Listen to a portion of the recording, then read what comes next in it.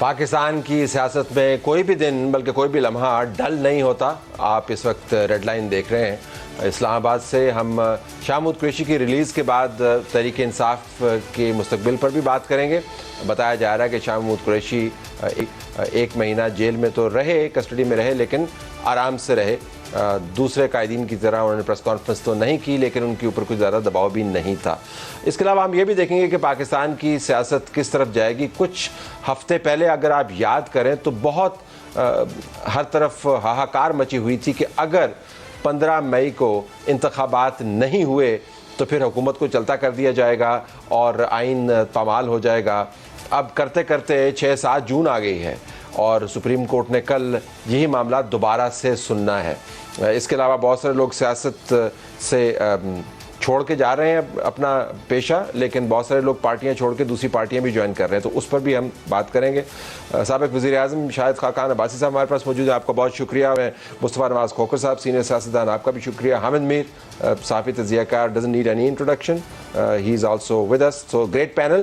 تو بھائی صاحب, شاہ محمود قریشی باہر آ گئے. دوسروں کی نسبت اگر موازنہ آپ کرتے ہیں نا کہ دوسرے کس طرح باہر آئے, انہوں نے پریس کانفرنس نہیں کی, انہوں نے عہدہ بھی نہیں چھوڑا, تو سہولت سے باہر آ گئے. Does it indicate any thing یا ہم یہ وقت بتائے گا جی, یہ وقت بتائے گا. لیکن ابھی آپ ماضی کا تجربہ یہ ہے کہ یہ باتیں بعد میں پتہ چلتی ہیں, یہ باتیں بعد میں پتہ چلتی ہیں, لیکن دوسروں کی نسبت یہ کیس تھوڑا سا مختلف ہے. وہ تو آتے ساری ٹھک سے پریس کلب کے اندر جہاں پر بڑی لمبی جو ہے وہ بکنگ جاری تھی وہ کرتے ہیں, انہوں نے وہ نہیں کیا. جی اسی لیے میں کہہ رہا ہوں کہ بعد میں پتہ لگے گا, یہ بعد میں پتہ چلے گا. لیکن پاکستان تحریک انصاف کو اس سے حوصلہ ملنا چاہیے آپ کے خیال میں یا نہیں, ایز اے پولیٹیکل پارٹی؟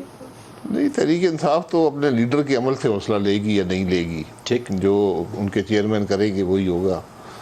لیکن چیئرمین صاحب لیڈرشپ اب شو کریں, بتائیں گے انہوں نے کیا کیا کیا نہیں کیا, کیونکہ جو کچھ ہوا 9 مئی کو اس کا کافی عرصہ ملک کی سیاست پر اثر رہے گا. ٹھیک, اور جو ملک اداروں کے وقار مجروح ہوا ہے, اس میں بہت سے معاملات ہیں. یہ ایک بڑا ٹرننگ پوائنٹ ہے میرے خیال میں, کم از کم موجودہ پالیٹکس کے اندر. 9 مئی کے بعد کے جو حالات ہیں, جی جو 9 مئی کو واقعہ ہوا اس کی بات کر رہا ہوں, اس میں کون ملوث تھا, وہ کیسے ہوا, کیونکہ یہ ایک بڑا ہی انپریسیڈنٹڈ واقعہ ہے. ٹھیک, اس پر ذرا ہم سب کو اور اس کی تہہ تک پہنچنا ضروری ہے, اور اس میں جو لوگ ملوث ہیں ان کو پروسیکیوٹ کرنا بڑا ضروری ہے. ٹھیک, تو یہ آپ اس کو ایک بندے کی ریلیز وغیرہ سے کوئی زیادہ مسئلہ نہیں حل ہوتا؟ ریلیز اگر ان کا کوئی تعلق نہیں تھا تو ریلیز ہو گئے ہوں گے, مجھے اس کا علم نہیں ہے کہ کس کا تعلق ہے یا نہیں ہے. کھوکھر صاحب, اگر آپ کسی طرف آئیں, پاکستان میں سیاست 9 مئی سے پہلے وہ اب نہیں رہی جو تھی.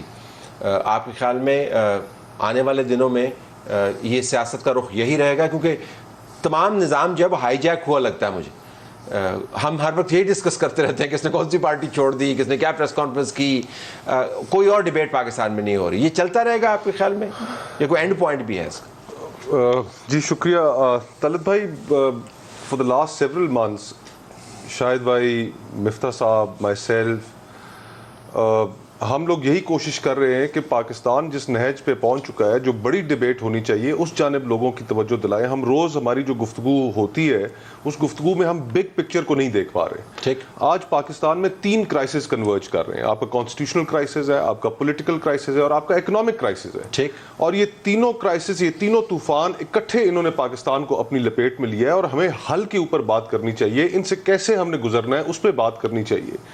اور وہ ہمارے ہاں وہ ڈیبیٹ آپ نے ٹھیک کہا کہ نہیں ہو رہی. یہ پاکستان ایک بڑے کرٹیکل اس میں ہے, پالیٹکس کا فیلئر ہو چکا ہے, پارلیمان کی سینکٹیٹی نہیں رہ گئی, جوڈیشری کی سینکٹیٹی نہیں رہ گئی, ججز کے آپس کے اندر اختلافات ہیں, سیاست نے بہت زیادہ پولرائز کر دیا ہے, پورے معاشرے کو پولرائز کر دیا ہے. تو حل تو ہم نے نکالنا ہے اس چیز کا. 24 کروڑ لوگوں کا یہ ملک ہے, اور اس کا حل اگر ہم نہیں نکال پائیں گے تو ہم تو ایک بڑے خطرناک مقام پہ کھڑے ہیں. Let me go to Hamid Mir. Hamid, ذرا شاہ محمود قریشی کے معاملات کو جرنلسٹکلی ہم ٹیکل کر لیتے ہیں. خاقان بھائی صاحب نے تو کہہ دیا کہ وقت بتائے گا. یہ ایک ذرا گہرے اور دانشمند سیاستدان کی دور اندیشی ہے کہ وہ فی الحال کمٹ نہیں کرنا چاہتا, لیکن جرنلسٹکلی اگر ہم تجزیہ کریں تو آپ کو تو حیرانی نہیں ہوئی کہ شاہ محمود قریشی صاحب اس طرح باہر آ گئے کہ جس طرح پہلے عمومی طور پر اور کوئی نہیں آیا؟ دیکھیں, میری رائے ذرا تھوڑی سی مختلف ہے, اس لیے کہ میں جو شاہ محمود قریشی صاحب کا یہ جو فیصلہ ہے کہ وہ ابھی تک عمران خان صاحب کے ساتھ ہی کھڑے ہیں, میں اس کو ذرا ڈفرینٹلی دیکھ رہا ہوں. پہلے تو جو میری انفارمیشن ہے اور اس کی بنیاد پہ جو میری رائے ایک ان کے بارے میں بنی ہے میں وہ آپ کے ساتھ شیئر کر دیتا ہوں. دیکھیں شاہ محمود قریشی صاحب کو کچھ دن پہلے اسلام آباد ہائی کورٹ کے حکم پر ریلیز کیا گیا، لیکن ان کو رہائی کے فوراً بعد گرفتار کر لیا گیا. اس سے اگلے دن اسد عمر صاحب رہا ہوئے عدالت کے حکم پہ اور ان کو گرفتار نہیں کیا گیا. تو یہاں سے ایک تاثر یہ ملا کہ ایک عدالت نے حکم دیا ہے، عدالت کے حکم پہ شاہ محمود قریشی کے معاملے میں عمل درآمد نہیں کیا گیا، اسد عمر کے معاملے میں عمل درآمد ہو گیا. تو شاہ محمود قریشی صاحب کو اس کے بعد دوبارہ بند کر دیا گیا اور اسد عمر صاحب نے پریس کانفرنس کر کے کہا جی کہ میں پارٹی کے عہدوں سے استعفیٰ دے رہا ہوں. اس کے بعد دوبارہ آج لاہور ہائی کورٹ نے حکم دیا کہ شاہ محمود قریشی صاحب جو ہیں ان کو رہا کیا جائے، اور انہوں نے ان کے لیے کوئی ضمانتی مچلکا بھی نہیں بھروایا اور کہا کہ ان کو کسی اور دوسرے کیس میں بھی گرفتار نہ کیا جائے. تو جو کورٹ آرڈر ہے آج ان کے بارے میں اگر آپ اس کو پڑھیں تو آپ کو ایسا لگے گا کہ کورٹ نے کوئی راستہ چھوڑا نہیں تھا پنجاب حکومت کے پاس کہ وہ ان کو کسی اور مقدمے میں گرفتار کرے. بہت ہی ایک پن پوائنٹڈ اور سخت قسم کا کورٹ آرڈر ہے، اور اس کے بعد بھی ان کو کافی دیر ڈیلے کیا گیا ان کی رہائی کو. اور شام تک جو ہے وہ میں کچھ اپنے کولیگز کے ساتھ لاہور میں ان ٹچ تھا، وہ مجھے کہہ رہے تھے قریشی صاحب دوبارہ گرفتار ہو جائیں گے، لیکن الٹیمیٹلی پھر ان کو گرفتار نہیں کیا گیا اور وہ رہا ہو گئے. اب اس کا ہم تجزیہ کر لیتے ہیں کہ شاہ محمود قریشی صاحب جن کے بارے میں ایک عام تاثر یہ ہے کہ وہ پہلے مسلم لیگ نون میں تھے، پھر وہ پیپلز پارٹی میں چلے گئے اور پھر وہ تحریک انصاف میں آ گئے، اور ان کے علاقے کے بہت سے لوگ جو ہیں وہ پارٹی چھوڑ چکے ہیں، تو انہوں نے ابھی تک کیوں نہیں چھوڑی. تو اس میں آپ بہت سی آپ باتیں کر سکتے ہیں، لیکن جو مجھے ایک چیز سمجھ آ رہی ہے وہ یہ ہے کہ شاہ محمود قریشی صاحب کا اور جہانگیر ترین کا ایک بہت پرانا ایک پھڈا ہے. میں اختلاف کی بات نہیں کر رہا، میں پھڈے کا لفظ استعمال کر رہا ہوں جی. اور یہ پھڈا جو ہے یہ 2018 میں تحریک انصاف کے برسر اقتدار آنے سے پہلے موجود تھا، اور اس پھڈے پہ کئی دفعہ میری عمران خان سے بات ہوئی، قریشی صاحب سے بات ہوئی، جہانگیر ترین سے بات ہوئی، اور پھر جب تحریک انصاف حکومت میں آ گئی تو اس کے بعد یہ پھڈا جو ہے یہ مزید بڑھ گیا، اور واضح طور پہ دو گروپ بن گئے تھے تحریک انصاف کی حکومت میں. ایک گروپ تھا شاہ محمود قریشی کا اور دوسرا گروپ تھا جہانگیر ترین کا. اور الٹیمیٹلی جب اختلافات ہوئے تو اس میں عمران خان صاحب جو ہیں انہوں نے اپنا جو وزن ہے وہ قریشی صاحب کے پلڑے میں ڈالا، اور پھر جہانگیر ترین صاحب جو ہیں ان کو پارٹی سے فارغ کر دیا گیا، اور بہت ان سیریمونیسلی ان کو فارغ کیا گیا. حالانکہ انہوں نے ان کو عمران خان صاحب کے ساتھ جو مقدمہ تھا اس میں ان کو ڈسکوالیفائی بھی کیا گیا تھا. تو جو شاہ محمود قریشی صاحب ہیں وہ کسی بھی صورت میں وہ جہانگیر ترین کے ساتھ نہیں چل سکتے، اس لیے کہ ان کا ایک پرانا پھڈا ہے. تو اس لیے میں سمجھتا ہوں کہ شاہ محمود قریشی صاحب کے پاس آپشن کوئی نہیں ہے. مسلم لیگ نون میں وہ جا نہیں سکتے، پیپلز پارٹی میں وہ جا نہیں سکتے، جہانگیر ترین کی قیادت کو وہ قبول نہیں کر سکتے، لہذا ان کے پاس آپشن کوئی نہیں ہے. وہ عمران خان کے ساتھ وہیں پہ رہیں گے، لیکن جو انہوں نے جیل سے باہر آ کے جو اسٹیٹمنٹ دیا ہے، میں یہ سمجھتا ہوں کہ یہ اسٹیٹمنٹ تحریک انصاف کے ان لوگوں کے لیے امید کی ایک کرن ہے جو چاہتے ہیں کہ کوئی تو کھڑا ہو اور عمران خان کا ساتھ نہ چھوڑے. تو مجھے لگتا یہ ہے کہ کیونکہ عمران خان نے شاہ محمود قریشی صاحب کو اپنا جانشین بھی ڈکلیئر کر دیا ہے، تو شاہ محمود قریشی صاحب ایک اچھے جانشین ہونے کا ثبوت دے رہے ہیں.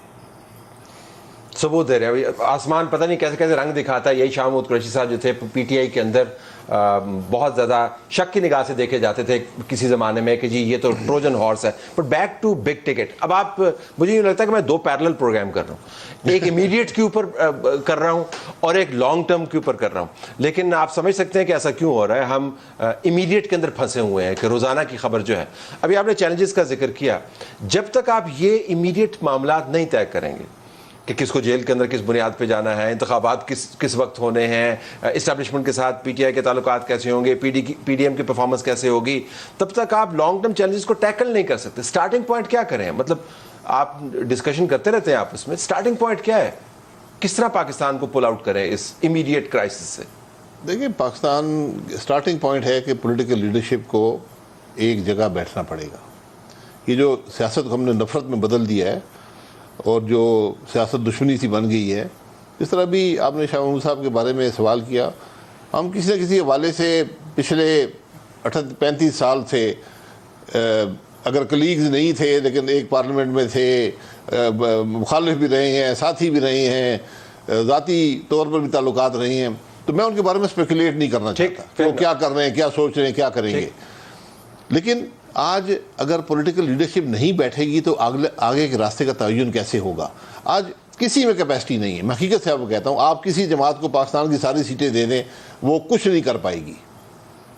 لیکن بھائی صاحب یہ بیٹھ نہیں رہے نا. آپ نے starting یہ point جملے سیمینارز کے اندر آپ سمیت پروگرامز کے اندر، انٹرویوز کے اندر، پریس کانفرنسز کے اندر، I am sure party meetings میں بھی آپ نے کہا ہوگا، ہزاروں مرتبہ دہرائے ہیں، but it is not happening. تو لوگ پھر کہتے ہیں جی اگر بیٹھ نہیں رہے ہیں تو پھر سٹارٹنگ پوائنٹ کیا ہے، کیا کریں؟ پھر انتشار ہے.